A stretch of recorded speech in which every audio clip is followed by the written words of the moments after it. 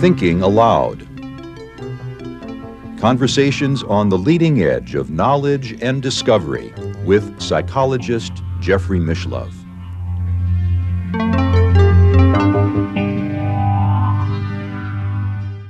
Hello, I'm Jeffrey Mishlove, and today I'd like to talk about self-discipline. Let me start out by telling you right at the outset, I am not the most disciplined person in the world. In fact, far from it. But what I can say is that in my life, I've gone through phases where I followed particular disciplines, sometimes for several years, but then generally they've fallen away. Like at one time, I used to run marathons. I was a distance runner, and it would be normal for me to run 3, 4, 5, 6 miles every day. I no longer do that. At one time, I practiced yoga regularly for years. No longer do that. I used to be a much more disciplined meditator than I am now. I have also had a discipline, I call it my diet diary, where I keep track of everything I eat every day, including counting the calories and measuring my weight. But that's also a discipline that comes and goes in my life. Now, when I started doing this InPresence series, I sort of in the back of my mind had an idea that maybe it would become a regular daily discipline of mine to create a monologue each day for the viewers of the new Thinking Aloud series. But I wasn't sure. And when I got to number 24, I thought maybe I'd run out of ideas. And when I got to number 48, I thought, I don't know if I can keep doing this anymore. And now I see I'm on 55, and I'm inclined to think this would be a really good discipline. Let's see how long I can keep it up, because there's a sense in which I've picked all the low-hanging fruit already from the tree. I'm going to have to reach deeper and further into myself to continue the series, and I don't know how that's going to impact these.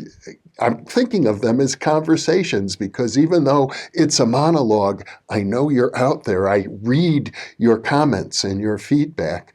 And my guess is that many of you are probably like me. You're not the most disciplined people in the world, but you would like to do what you can to improve your lives. I bet each and every one of you wants to become the best version of yourself. And isn't that what self-discipline is about? Now, my hero, William James, one of my intellectual heroes, has put it very succinctly. When he wrote about ethics, he talked about there's something he called the strenuous mood, and that's what's called for in our day and age. Laziness doesn't help, even though we all have, I think, a very healthy instinct to relax, to be lazy, to enjoy life a little bit, to let go of the rigid disciplines on the one hand. And yet, on the other hand, we know we could be doing a little better for ourselves. For example, my mother, my saintly mother, when I was a young man and discontent, I once went and saw a Jungian psychotherapist, and I complained. I said, I wish I had been born into a family of yogis. How come I had to be born in the Midwest in Wisconsin from a very average middle-class family? Well, only a few years later, my mother became a yoga teacher, and she kept up that practice for over 25 years. And truly, she was a saintly human being. And she used to say, moderation in all things, including moderation. That was how she lived. And one of her other maxims was, whenever you get sick, have some ice cream. She loved ice cream and frozen yogurt. And when we were children, if I got a sore throat, have some ice cream. It always seemed to work. But I'll confess, lately, I've probably been eating too much ice cream. I don't think it's good for me. I have to watch it. I have to make some adjustments. And I plan to. And I'm telling you that right now. So I think most of us know the difference between healthy eating and unhealthy eating, but we don't always follow the guidelines that we're aware of in the most strenuous way that we could. I think we all know that a certain amount of exercise each day of one form or another is healthy.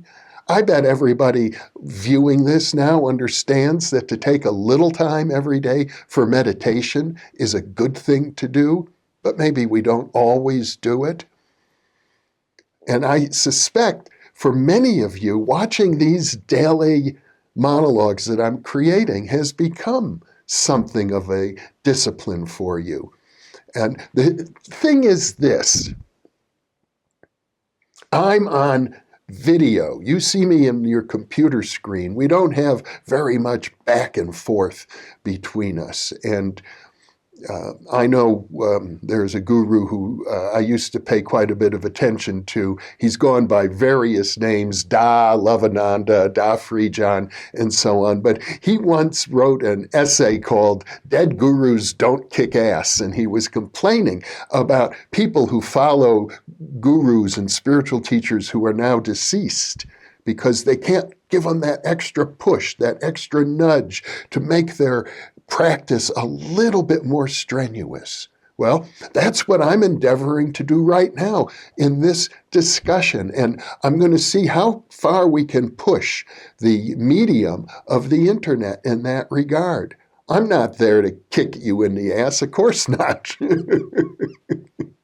But I would like to suggest to you that there are tiny little things you can do every day, tiny little things that if you do them day after day after day, your life will gradually become more disciplined. You will enter into more of what William James called the strenuous mode, and you'll find that your efforts to become the best version of yourself will accelerate. That's why I usually close these monologues by leaving you with a thought about how can you apply these thoughts in your own life. And so, yes, once again, I'm going to do it. What can you do to add a tiny little bit of discipline into your life? How can you get back on track in some little way? And can you do that every day? Can you find some little way to help improve your life day after day after day? And if you do that, well, you can count on me to do my best to continue to provide these monologues for you on a daily basis. Thank you for being with me.